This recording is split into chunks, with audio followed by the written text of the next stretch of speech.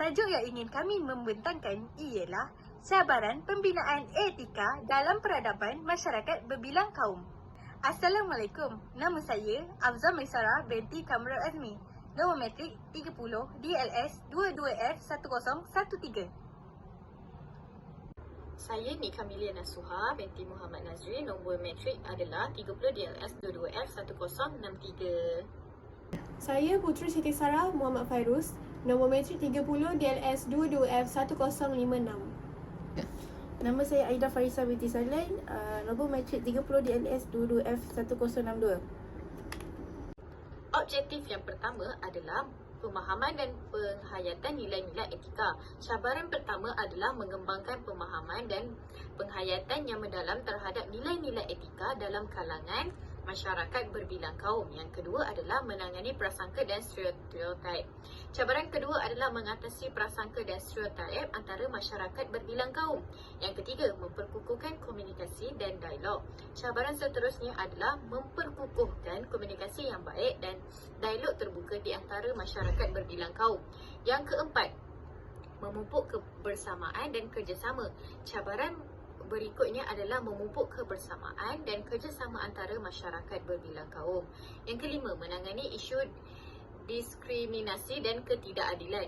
Cabaran terakhir adalah menangani isu diskriminasi dan ketidakadilan yang berkaitan dengan masyarakat berbilang kaum. Pengenalan.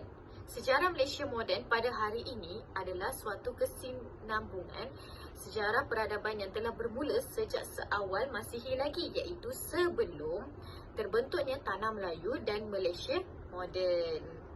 Apakah definisi etika dan juga peradaban? Etika, perkataan bahasa Inggeris yang berasal daripada bahasa Greek, iaitu ethikos, iaitu moral, dan extos yang membawa makna sikap atau adat. Etika artinya satu disiplin atau peraturan yang menentukan sama ada sesuatu perbuatan iaitu baik ataupun buruk. Yang kedua adalah maksud peradaban. Sebagai peradaban disebuti kumpulan adat, pengetahuan, kesenian dan institusi yang membentuk cara hidup masyarakat manusia. Antara contoh-contoh peradaban dalam masyarakat berbilang kaum. Yang pertama, hormat menghormati. Hormat yang ditunjukkan dalam sikap pertuturan tingkah laku diri mestilah mengikut peraturan atau norma yang berlalu dalam sikap berusaha membawa diri dalam keadaan bersederhana dan tidak menunjukkan keangkuhan. Kemudian, dalam percakapan, hendaklah menggunakan bahasa yang sopan serta berhati-hati dalam memilih perkataan kerana ianya boleh menyinggung perasaan orang lain, juga mengganggu perbualan dan membincangkan perkara yang mencetuskan perdebatan yang sia-sia. Walau dalam sikap kita demikian, kita mesti tahu untuk kekal baik dan tidak menyakiti orang lain. Justru, sikap hormat menghormati yang ditunjukkan perlu diterapkan pada setiap orang tanpa mengira status kaya atau miskin, muda atau tua, berjawatan atau tidak. Yang kedua, bersikap murah hati. Bersikap murah hati bukan hanya berkongsi ataupun bersedekah. Ianya adalah lebih luas daripada itu. Contohnya, kita dapat membantu orang lain dengan ikhlas tanpa meminta balasan. Pada setiap orang tanpa mengira status kaya atau miskin, muda atau tua, berjawatan ataupun tidak.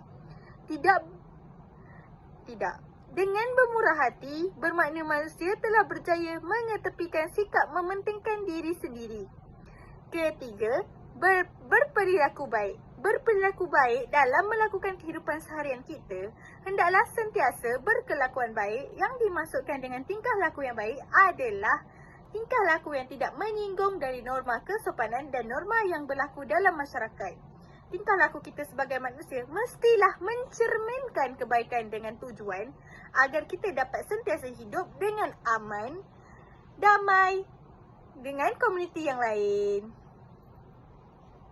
Faktor cabaran yang perlu dihadapi dalam usaha untuk menerapkan konsep etika dan peradaban dalam masyarakat di Malaysia. Terdapat 3 cabaran, iaitu cabaran ekonomi, cabaran politik dan cabaran sosial. Cabaran ekonomi menerangkan tentang buta sejarah, politik berasaskan kaum menentang politik permufakatan, tiada semangat akan cinta negara, jurang antara kaya dan miskin yang semakin melebar, kekurangan peluang pekerjaan dan ketidakseimbangan ekonomi. Cabaran politik pula meningkatkan tabiat buruk di dalam ruang cyber, penyalahgunaan alam cyber dan keselamatan cyber dan data peribadi. Manakala cabaran sosial, penyebaran budaya darat, masalah sosial dan kurang penghayatan agama. Kesan negatif perkauman yang boleh menggugat keharmonian kaum-kaum di Malaysia. Yang pertama, bahasa. Setiap kaum mengamalkan budaya dan cara hidup masing-masing. Sebagai contoh, umat Islam akan bersembahyang 5 kali sehari dan orang Cina akan membakar kertas kuning untuk menghalau roh semasa bulan hantu. Mengikut kepercayaan, sesetengah budaya ini tidak dapat diterima oleh kaum yang lain. Sebagai contoh, pembakaran kertas kuning menyebabkan sesetengah masyarakat yang berpenyakit respirasi tersebut seperti asma mengalami kesukaran dan dengan pembakaran tersebut. Juga mengotorkan halaman rumah jiran-jiran yang terdekat. Selain itu, kaum juga menggunakan bahasa sendiri untuk bergaul antara satu sama lain. Perbezaan bahasa ini akan menimbulkan prasangka antara kaum. Penganut Islam dilarang makan daging babi dan penganut Hindu dilarang makan daging lembu. Amalan pemakanan ini akan menyebabkan masalah jika terdapat jiran yang tersalah beri makanan tersebut. Perselisihan faham ini akan kemudiannya mencetuskan pergaduhan. Yang kedua, politik. Perkauman antara etnik ini boleh dilihat secara tidak langsung melalui politik mengikut etnik.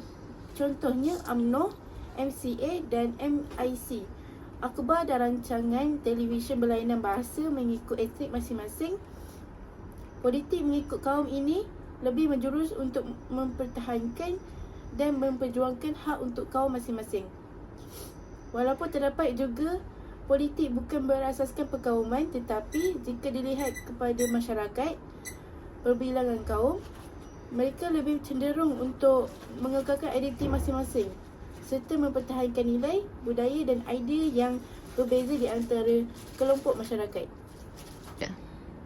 Ketiga, propaganda perkauman di media sosial. Pembangunan media sosial sejak kebelakang ini telah memberi kesan kurang sihat terhadap perpaduan negara. Keselamatan negara telah terbuka dengan pelbagai ancaman meningkatkan ketelusan tentang pemerintah dan ia turut membuka ruang kepada rakyat Malaysia bagi membincangkan isu-isu politik sama ada penyokong kerajaan ataupun pembangkang. Walaupun media sosial turut menjadi saluran alternatif maklumat dalam mempromosikan nilai demokratik, ramai pengguna kurang berhati-hati apabila melemparkan tuduhan. Hasil kajian yang dilakukan baru-baru ini mendapati pengguna media sosial bimbang, berhati-hati dan tidak yakin apabila berhadapan dengan isu-isu etnik dan perkauman yang berlegar dalam media sosial dan mereka juga belum bersedia untuk menghalang atau mencegah penyebaran isu-isu etnik dan perkauman dalam media sosial. Masyarakat dan pihak berkuasa perlu memainkan peranan dalam menangani isu etnik dan perkauman yang semakin berusaha di media sosial. Masyarakat juga perlu meningkatkan kesedaran bertanggungjawab dan bertindak berdasarkan undang-undang. Keempat, kurangnya interaksi antara kaum. Secara umumnya, sesuatu kaum lebih cenderung untuk berkawan dan bergaul dengan orang daripada kaum sendiri. Ini boleh memudahkan pergaulan mereka kerana menggunakan bahasa yang dapat difahami oleh kedua-dua pihak. Hal ini demikian. Sesetengah masyarakat tidak tahu bercakap dalam bahasa Melayu dan mereka akan mengalami kesukaran untuk berinteraksi.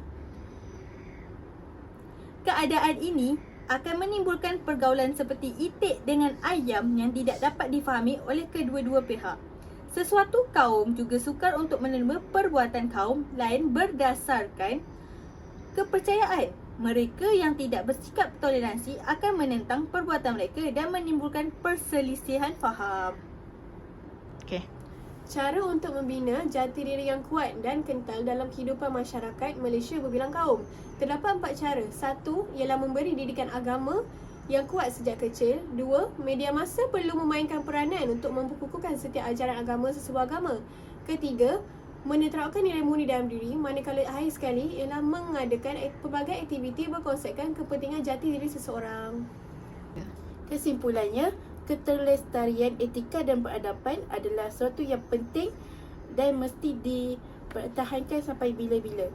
Hal ini kerana dalam konteks Malaysia, keterlestarian itu banyak bergantung kepada akar dan tradisi yang telah terbina sejak ratusan tahun yang lalu. Bukan mudah untuk membina dan membangunkan etika peradaban kerana ia merupakan proses yang panjang.